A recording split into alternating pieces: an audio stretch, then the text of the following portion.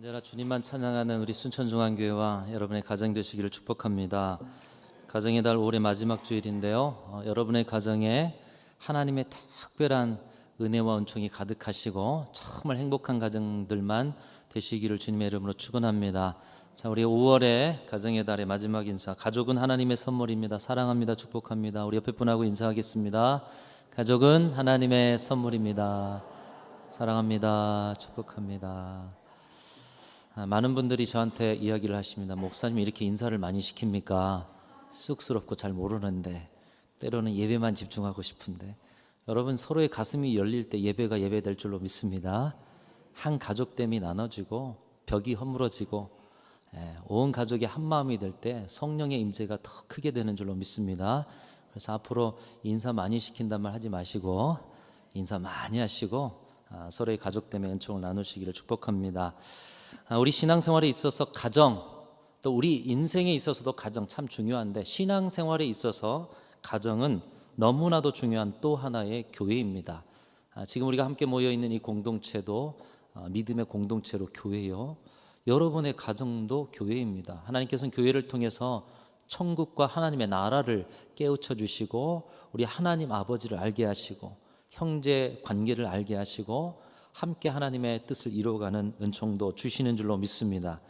그래서 신앙생활을 통해서 교회와 가정이라는 것, 이것은 따로 가는 것이 아니라 늘 함께 간다라는 사실을 여러분 기억하셔야 합니다. 근데 우리의 지난 시절의 신앙을 보면 이 교회와 가정이 좀 따로 노는 경향이 있습니다. 가정이 우선이고 교회는 나중이다, 이렇게 신앙생활 하신 분들도 있고요.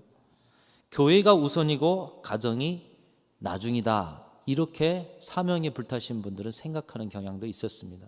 그러나 여러분, 진정한 신앙 안에서 가정이 우선이고 교회가 나중이거나 교회가 우선이고 가정이 나중일 수는 없습니다.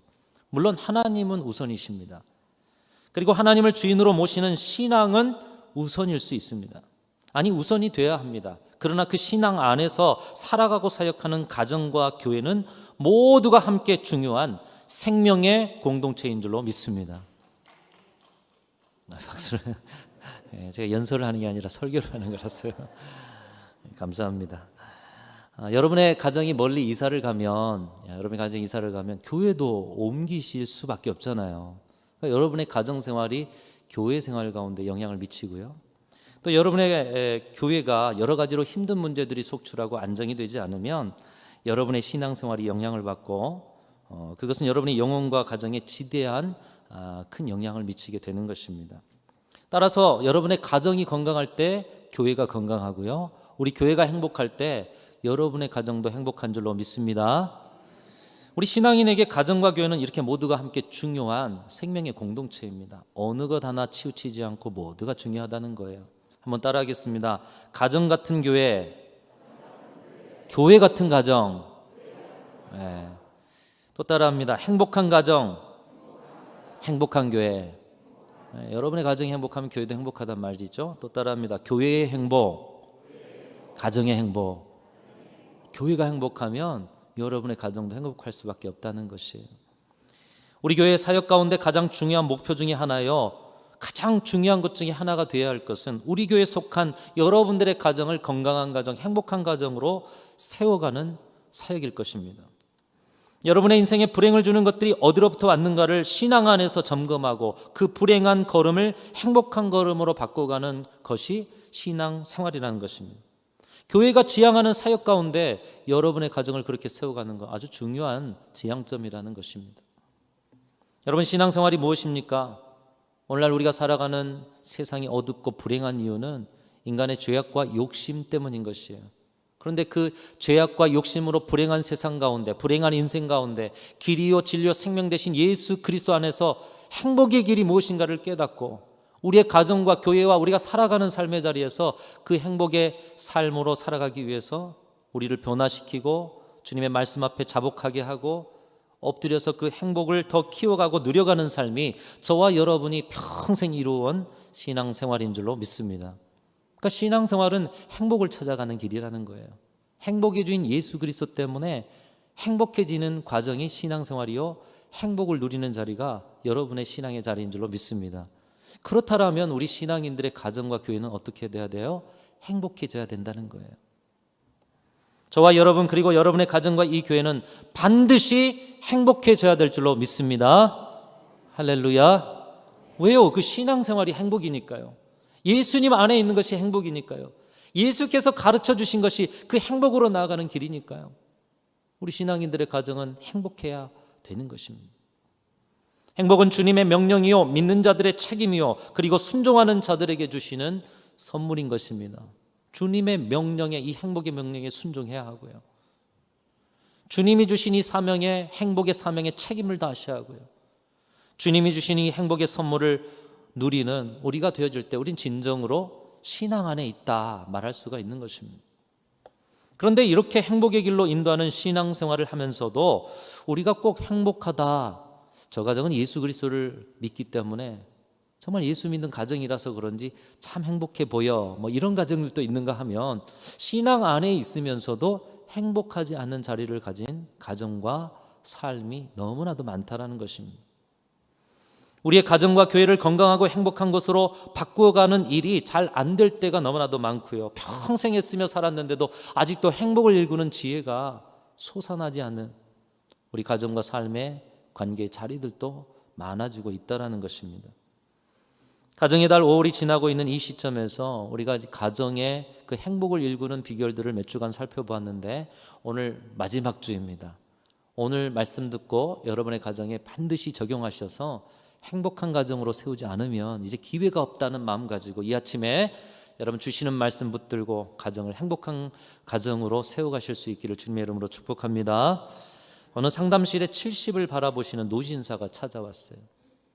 여러분 70에 상담받으러 간다 쉬운 일이 아니죠. 그래서 문을 빼꼼히 열고 조금 주저하는 마음을 가지고 그러나 마음속엔 비통한 심경을 가지고 찾아가지 않을 수가 없어서 상담실에 찾아들었습니다.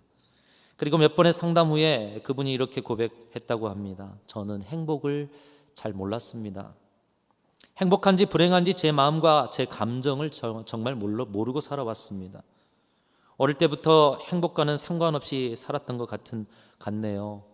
저희 아버지는 늘 저한테 죽을 만큼 폭력을 행사하셨고 제 형들도 저를 수도 없이 지독하게 때려서 맞고 살았고 아무에게도 인정받지 못한 그런 삶을 살았어요. 그래서 그랬나 봅니다. 아내한테도 자녀들한테도 늘 비난만 하고 자녀들과 아내의 모든 것들이 다 거슬렸어요. 이제는 가족들에게도 환영받지 못한 존재가 되었어요. 제 감정을 그렇게 억누르고 살았는데 이제야 왜 그랬는지 알겠네요. 이제라도 행복하게 남은 여생을 보내고 싶습니다. 여러분 노신사의 말입니다. 근데 이분이 처음 상담실에 갔을 때 정말로 상황은 처참했다고 합니다. 아내는 이 남편에게 황혼 이혼을 요구했고요. 자녀들은 모든 불행을 아버지 탓으로 돌리면서 아버지에게 분노를 터뜨립니다. 여러분 70세가 돼가는 이 노신사에게 평생 가정을 위해서 자신은 열심히 달려왔다고 생각하는데 이게 왜 날벼락입니까? 왜 그런지 도통 알 길이 없어서 지푸라기 잡는 심정으로 어렵게 상담소로 걸음을 옮겼던 것입니다. 상담사가 이분의 말씀을 듣고 그분을 먼저 위로합니다. 너무 늦은 때는 없는 것이에요.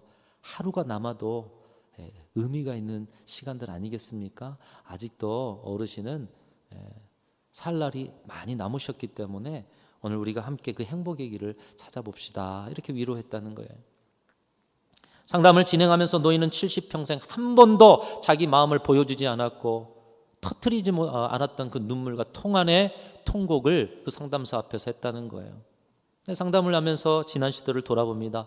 어린 시절에 학대받고 폭력에 노출됐던 자신의 그 불행한 시절을 돌아봅니다.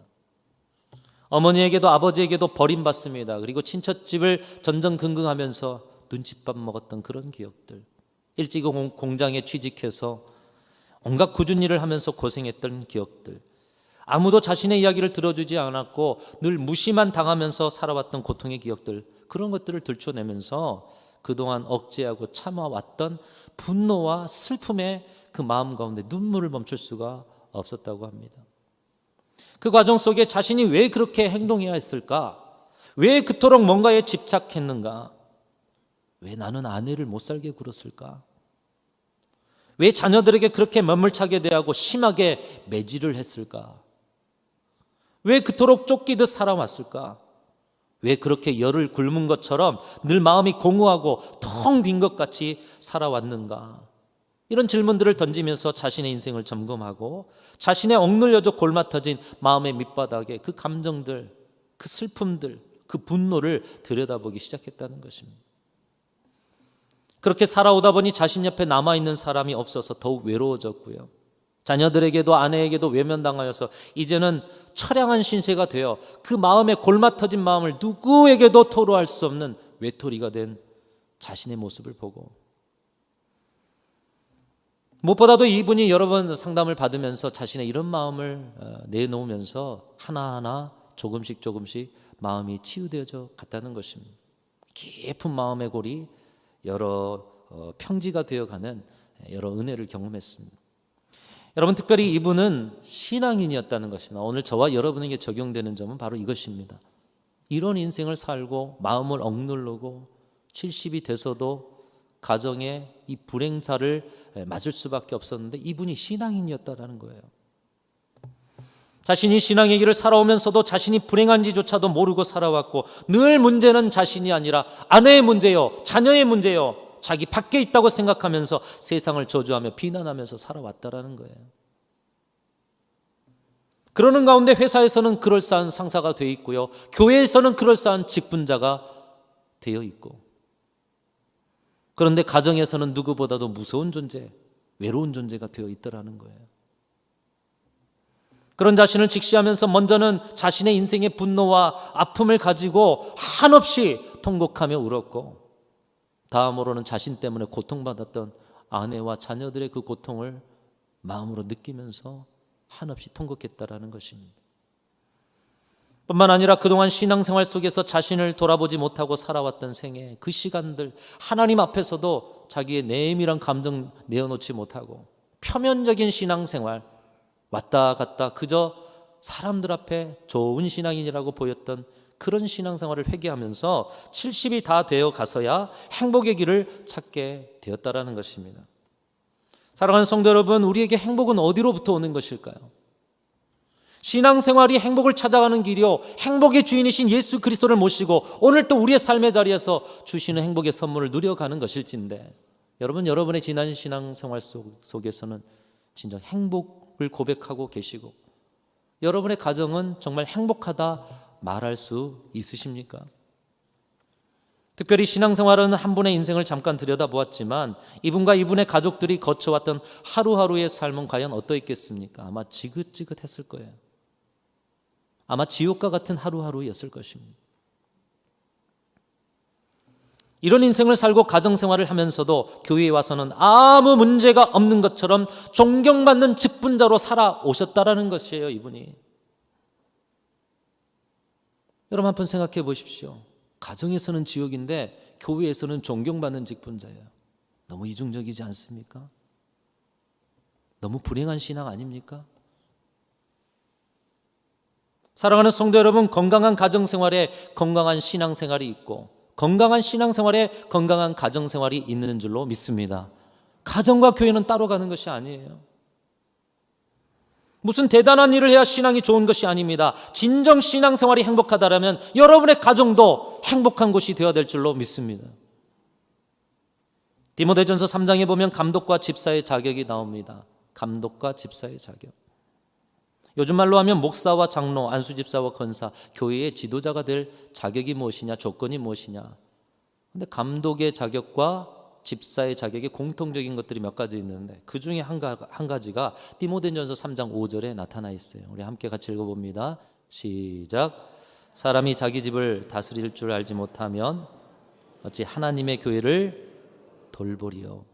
사람이 자기 집을 다스릴 줄 알지 못하면 어찌 하나님의 교회를 돌보리요. 여러 가지 내용이 포함되어 있겠지만 가정생활과 신앙생활은 일맥상통한다라는 거예요. 그래서 건강한 가정은 건강한 교회를 이루고 행복한 교회는 행복한 가정을 이룰 수 있게 되는 것입니다. 저와 여러분의 가정이 우리가 함께 이룬 이 교회가 모두 건강하고 행복한 곳이 되어질 수 있기를 주님의 이름으로 축원합니다.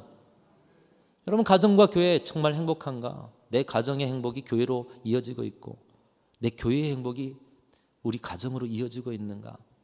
오늘 이 한 가지만 좀 점검하고 가시면 좋겠어요. 마지막으로 정말 하나님이 원하시는, 우리 가정이 행복하기를 원하시는 뜻을 붙잡고 우리 교회가 행복해지기를 원하시는 뜻을 붙잡고, 여러분, 우리 가정과 교회가 행복하다라고 할 수 있는 지표가 무엇일까요?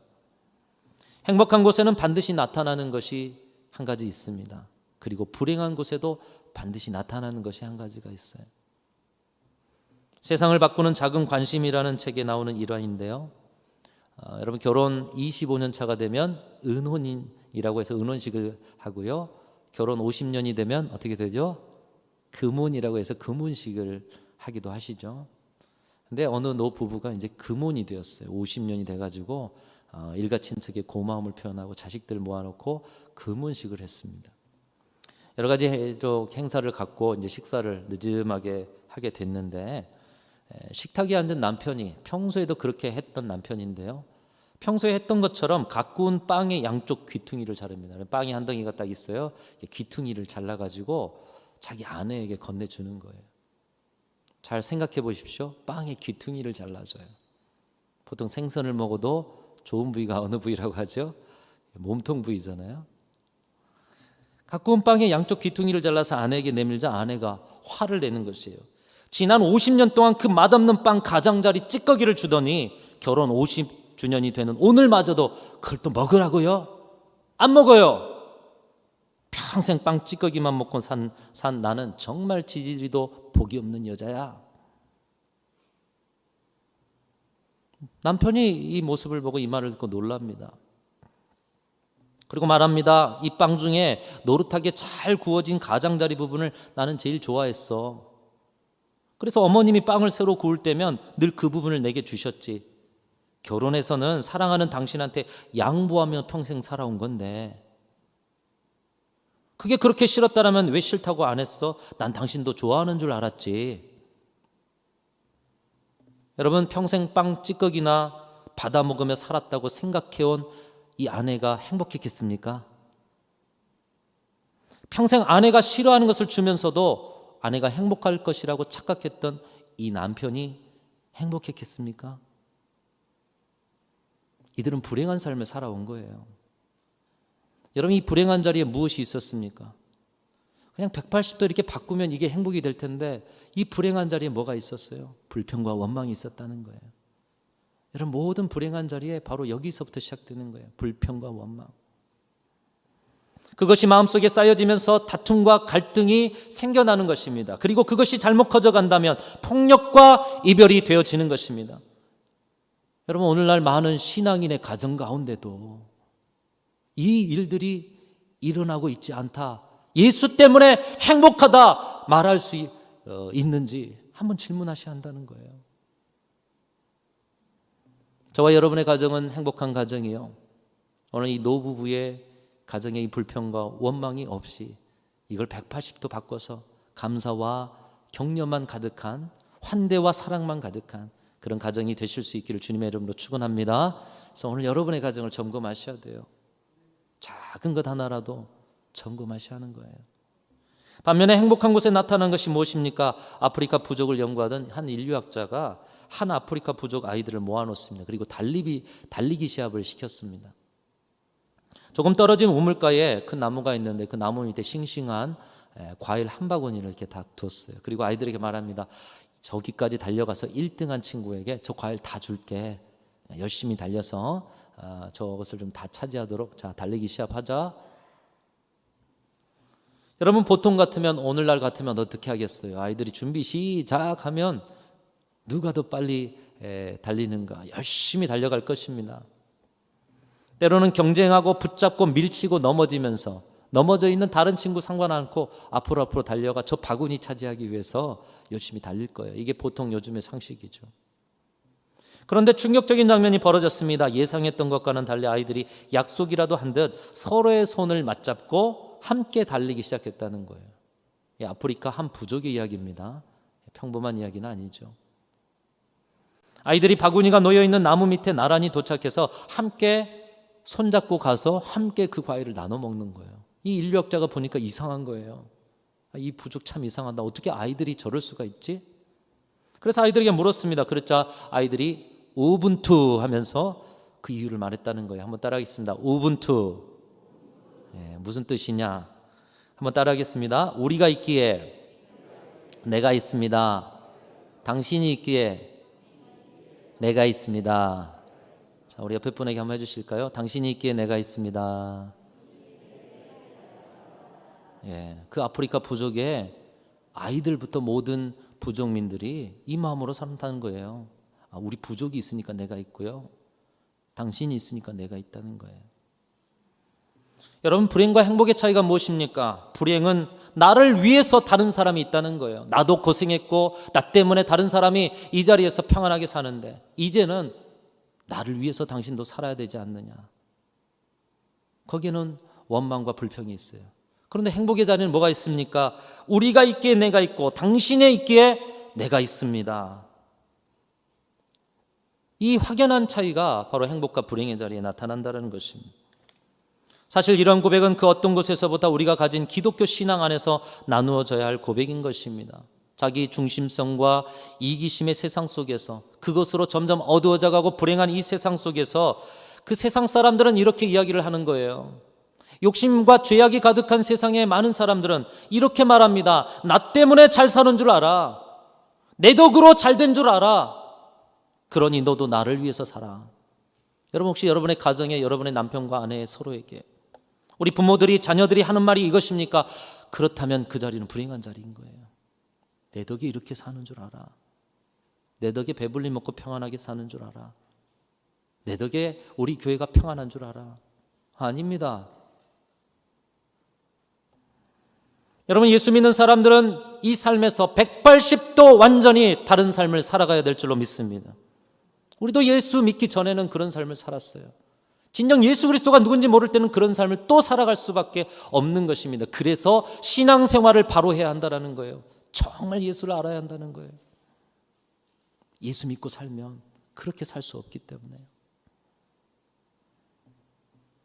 우리 예수님께서 우리에게 찾아오셨습니다. 죄악과 이기심과 자기 욕심으로 가득한 우리에게 찾아오셔서 전적으로 나 때문에 고통받으시고 전적으로 나를 위해서 죽으시고 그리고 나를 살리기 위해서 부활 승천하신 줄로 믿습니다. 그 놀라운 사랑을 깨닫고 이제는 나도 주님 때문에 살고 내가 주님을 위해서 사는 삶, 그것이 신앙생활인 줄로 믿습니다. 사도 바울은 그 삶을 이렇게 살아라 사는 것이다 갈라디아서 2장 20절에 가르치고 있습니다. 내가 그리스도와 함께 십자가에 못 박혔나니 그런즉 이제는 내가 사는 것이 아니요 과거의 욕심과 자기 중심성으로 살았던 내가 아니라 이제는 내가 사는 것이 아니로 내 안에 그리스도께서 사신 것이라. 이제 내가 육체 가운데 사는 것은 나를 사랑하사 나를 위하여 자기 자신을 버리신 하나님의 아들을 믿는 믿음 안에서 사는 것이니라. 나를 위해서 사는 것이 아니라 나 때문에 당신이 잘된 것이 아니라 예수님이 나를 위해서 죽어주시고 예수님 때문에 내가 살듯 나도 예수님 때문에 살고 예수님을 위해서 살고 예수님이 사랑하시는 그분을 위해서 살고. 오늘 이 고백이 저와 여러분의 고백인 줄로 믿습니다. 옛적의 이기적인 자신으로 사는 것이 아니라 내 안에 예수께서 내 삶을 살아주시는 삶, 그것은 주님이 사랑하시는 그 사람을 위해서 살아가는 것, 다른 사람 때문에 살고 다른 사람들을 위해서 살아가는 것, 그것이 바로 내 안에 예수께서 사시는 삶인 줄로 믿습니다. 예수께 빚진 사랑의 빚을 갚기 위해서 내게 주신 사람들을 사랑하며 살아가는 삶이 우리가 가진 신앙의 삶이다. 오늘 본문 말씀도 그것을 가르쳐주고 있어요. 내게 주신 사랑의 빚을 갚기 위해 내게 주신 사람들을 사랑하며 사는 것이다. 오늘 본문 말씀 8절에 보면 이렇게 말씀합니다. 피차 사랑의 빚 외에는 아무에게든지 아무 빚도 지지 말라. 남을 사랑하는 자는 율법을 다 이루었느니라. 여러분, 대부분의 많은 사람들이 빚진 자처럼 살아갑니다. 무엇에 빚진 자처럼 살아갑니까? 분노에 빚진 자처럼 살아가요. 나를 분노하게 한 사람에게 분노로 빚을 갚습니다. 나를 아프게 한 사람은 아픔으로 갚고 때론 나를 절망하게 한 사람은 절망의 구덩이 가운데 몰아 넣어버리고 싶습니다. 많은 사람들이 이런 것에 빚진 자처럼 살아가요. 여러분, 빚이 있는 분들이 매번 빚에 시달리잖아요. 빚 갚으려고 거기에만 초점을 맞추잖아요. 분노의 빚, 원망의 빚, 절망의 빚, 그걸 갚으려고 살아간다는 거예요. 그런데 오늘 말씀 뭐라고 가르치고 있죠? 우리는 사랑의 빚 외에는 진 빚이 없노라, 이렇게 말씀하고 있어요. 저와 여러분 예수님 때문에, 예수님이 빚 다 갚아주셨기 때문에 예수님의 사랑의 빚 외에는 없는 줄로 믿습니다. 그래서 주님께서 말씀하시는 거예요. 다른 것을 갚으려고 하지 말고 사랑의 빚만 갚으면서 살아라. 내게 진 사랑의 빚만 갚으면서 살아라. 빚쟁이가 빚을 빨리 청산하려고 하듯 사랑의 빚진 자로 살아라. 그렇기 때문에 우리는 사랑의 빚진 자로서 오늘 예수께서 사신 삶인 너 때문에 살고 너를 위해서 사는 삶, 그러다 보니 우리가 서로가 서로를 향해서 너 때문에 내가 이렇게 잘 살고 있어, 내가 너를 위해서 살아줄게, 얼마나 행복한 자리입니까? 한번 따라하겠습니다. 너를 위해서 살고 너 때문에 살고 내가 있어 내가 있고 당신이 있어 내가 있고.